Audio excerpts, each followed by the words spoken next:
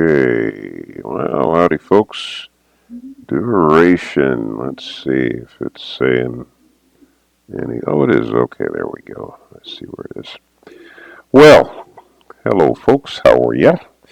We are back for more. We got finishing up, we're getting close to finishing Nora here. And for those who are new, I am working on a little short film called But You Are My Friends, and these are scenes that we're working on now are introductory scenes for each character. Nora comes into the scene and she reveals herself, and her name pops in up over her head here. So we got the scene animated over the last few days. If you've missed anything, you can always go back and look at previous videos to get caught up. If you're doing your own animated project and you would like to see someone working on something in real time, I'm your guy. When you see this, each one of these videos, that's what I do. These are real-time tutorials designed for people who are in the process of making something and they want to see someone make it in real time. I purposely do these things in real time because I personally, I'm a teacher myself. I do teach class online. By the way, if you are interested in taking a class, feel free to contact me either through my YouTube channel here or through my email, which is my name, leonardrobinson@yahoo.com. But yeah, you can contact me. Just if you want to put something in the comments saying I'm interested in the class, feel free to do that. I also have some merchandise. I have a sketchbook that I sell. Feel free if you're interested. If you think you like my art, you think there's worth looking at, or you've seen some of my videos and you're curious about what type of sketchbook I have, drop it in the comments. Let me know if you're interested. I'd be happy to send you a sketchbook. The sketchbook is not very expensive. It's only $10. It's a little book, but it's a lot of pages of drawings that I've done that you may like. I don't know. If you like them, you like them. Hey, there you go. All right. Well, anyways, enough pitching. So here we go. So we are working on the right here. So let's see. Yesterday I got up to here, and I was reusing the initial pose here when she comes up. Once we get her in this position, this is great because we can use the body position here to work our way through to get all of the poses where we want them to be. So what I'm going to do here is I think we're going to take, let's see, her body is in that stationary position there. So I think what we'll do here is we'll select this body, copy it, go back here, the frame back and paste it, and then we'll adjust the arms. So we'll get our eraser here and we'll erase where the arms are here and trace them where they will fit on this particular frame. I like to encourage saving yourself work when you can. The beauty of working with your computer is that there's a lot of advantages that you automatically have because the digital format gives you a lot of freedoms. Really, it does. It's a really wonderful tool to be able to do your animation digitally. So you want to take advantage of it. And back when I first started doing animation, I worked on paper like we all did. That was the way it was done. And now you can do everything digitally.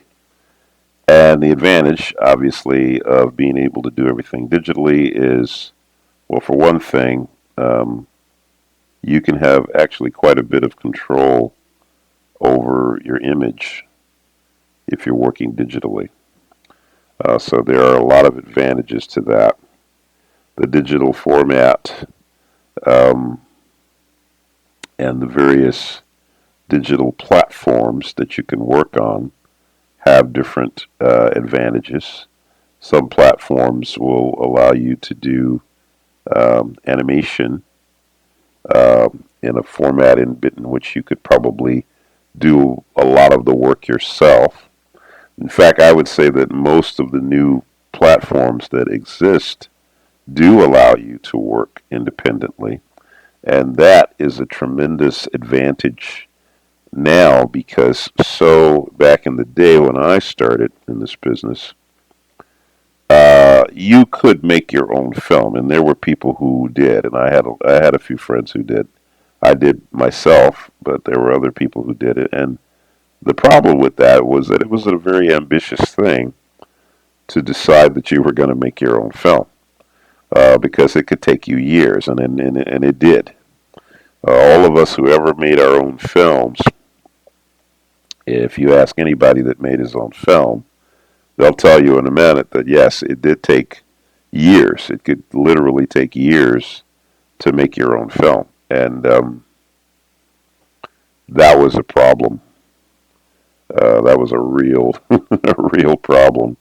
So we today because you don't have to do it that way today because we have all these wonderful programs and apps and what have you. We can do things and we can do things very very efficiently. So it's really it's a wonderful time for all folks who want to get into doing animation. It's a very very different time, and I personally am excited about it. I think it's great, primarily because um, I've always felt that individuals have great ideas, but we're hindered by the not having the money and not having the time or whatever. And now with all of these wonderful new technological advances that we have now, um, that straitjacket is taken off of us now. And it's really a lovely thing because now anybody can make something. And I think that's great. I do. I think that's awesome, really, because um, I was a director for a lot of years, and great job, by the way. I enjoyed the job, but um,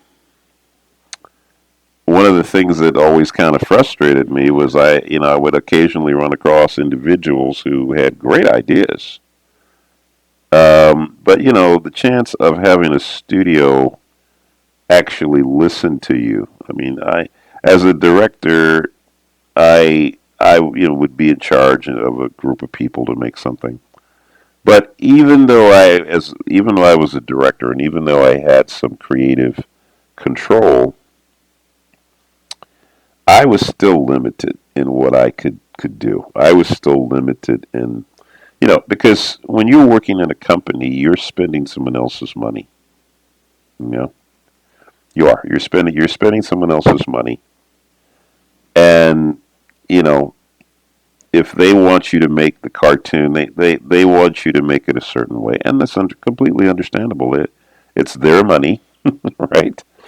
So they're gonna do it. They want you to do it their way, and that's completely right.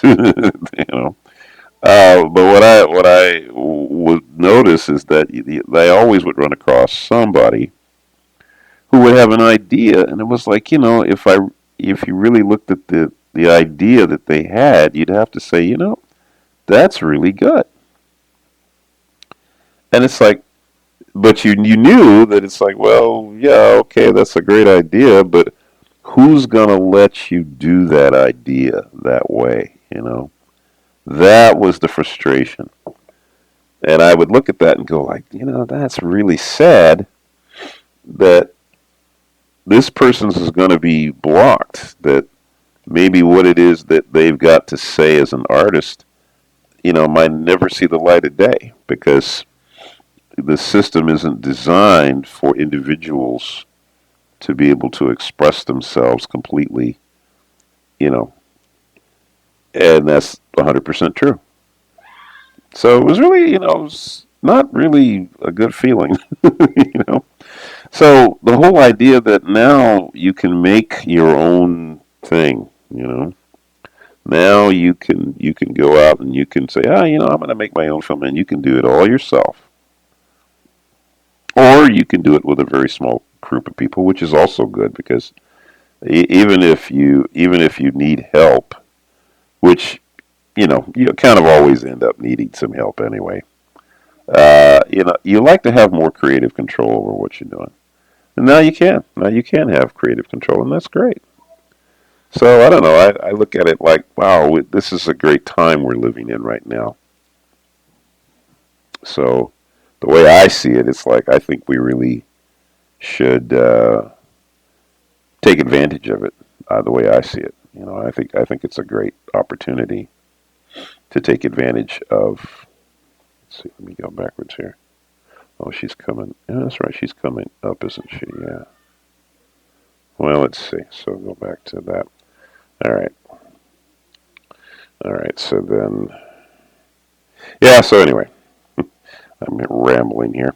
All right. So, oh, by the way, if you're wondering how I was able to just automatically get her back on the screen, is that whenever you do a copy paste, the system remembers that you did a copy paste. So what happened there was the reason why I was able to just click and suddenly, she was right where I needed her to be was because it remembers the copy paste.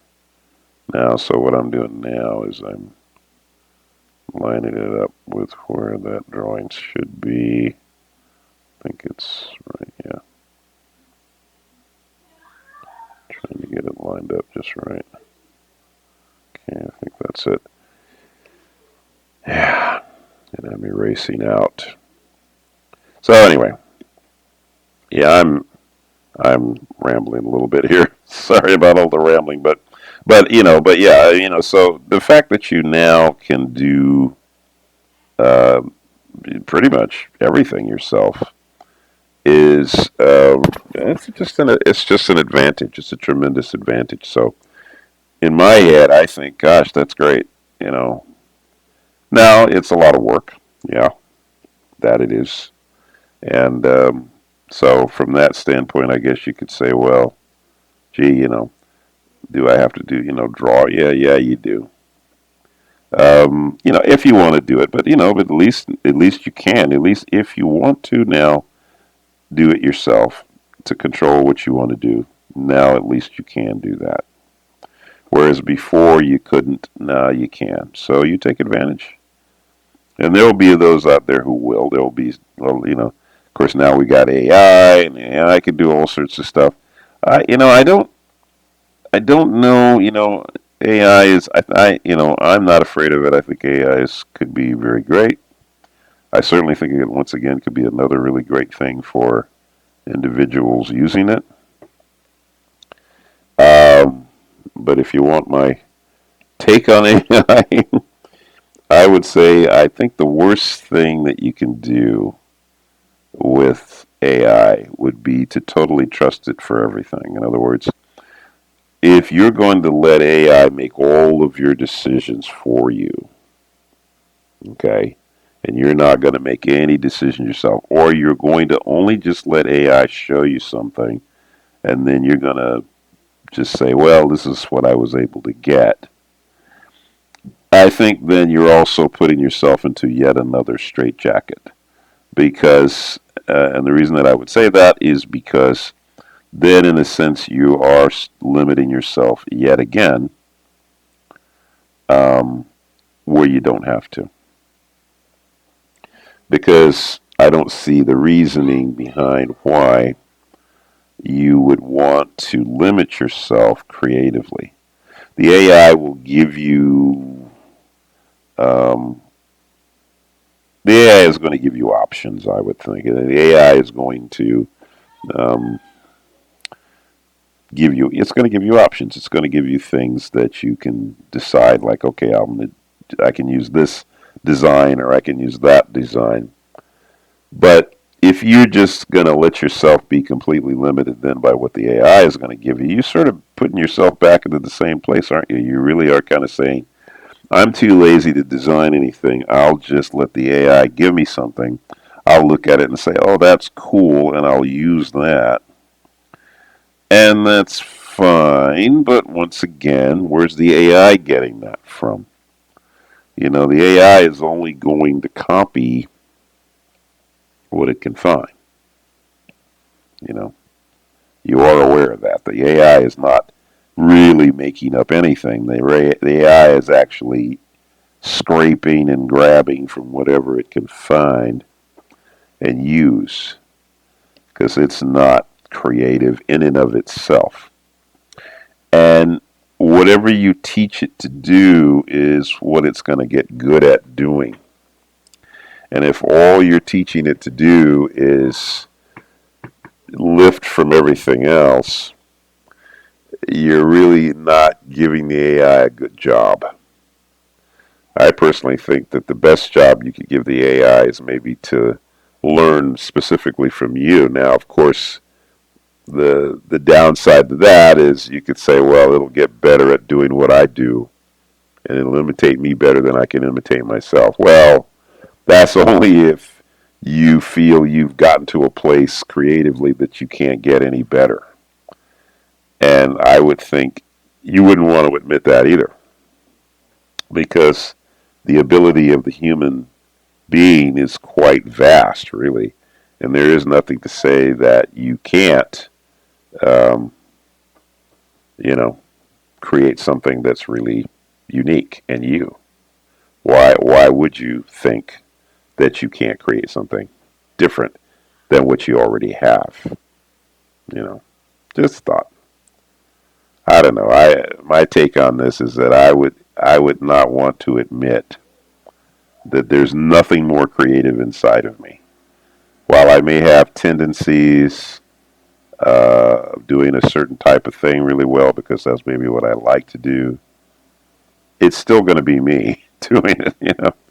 But, you know, see, if you're lazy and you're unwilling to think and you're unwilling to invent and you just want to hit a few buttons and do some and let something do a job for you, I think you're kind of pretty much telling yourself exactly how you feel about yourself creatively.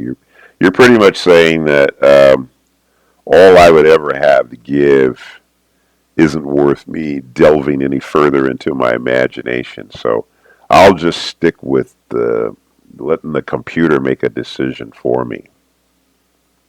Well, that's your choice. Wouldn't be mine. I would look at the computer as a means to an end, a way of doing my job more efficiently, a way of allowing me to be more creative, a way of opening doors for me to do what I do maybe faster, do what I do with more impact. You know, that's how I look at it. You know, the technological advances that have been created over the lifetime of us as human beings on this planet have reaped some pretty amazing things. And I would think that the way we would want to look at the totality of creativity is how our creativeness is enhanced by what we have. You know, if you go back in time, say prior to the Industrial Revolution, and you see what the Industrial Revolution produced, I'm sure back then a lot of people were afraid of the new technological advances that came as a result of that. What we're experiencing today in AI is no different. AI presents something that is fantastic compared to what we've had. So naturally, I think there is automatically a natural fear that, oh, this is going to take over. not realizing that the AI was created by a person, by a human being. To what end? Was it to the end to eliminate people, or was the end to make things easier? Once again, you know, the tool in the hand of the creative person is still a tool. However, it's just like anything else. You could take the car and do destructive things with it, or you could ride in the car. Right? And that's kind of how I look at technological advances. Now, someone may have made something for the purpose of doing something bad with it, but that's not usually the case. It's kind of the same thing like with guns. Guns, what were guns made for? Well, guns can kill people, but you don't have to kill people with guns. You could also use the gun to protect yourself if you have to, or you go into war, or whatever. Guns were designed; they do have a destructive scenario behind them. However, now we have guns that don't kill, and we have weapons that actually protect without killing people. We've gotten very good in the way that we can invent something. We have to look at what's the intent. It isn't the gun that kills the person; it's the person with the gun that kills. The intent. So with AI, what's the intent? What are you using it for? What is it going to do for you? If you look at it as a means to eradicate jobs and eradicate people's livelihoods, will it do that? Yeah, if that is your intent.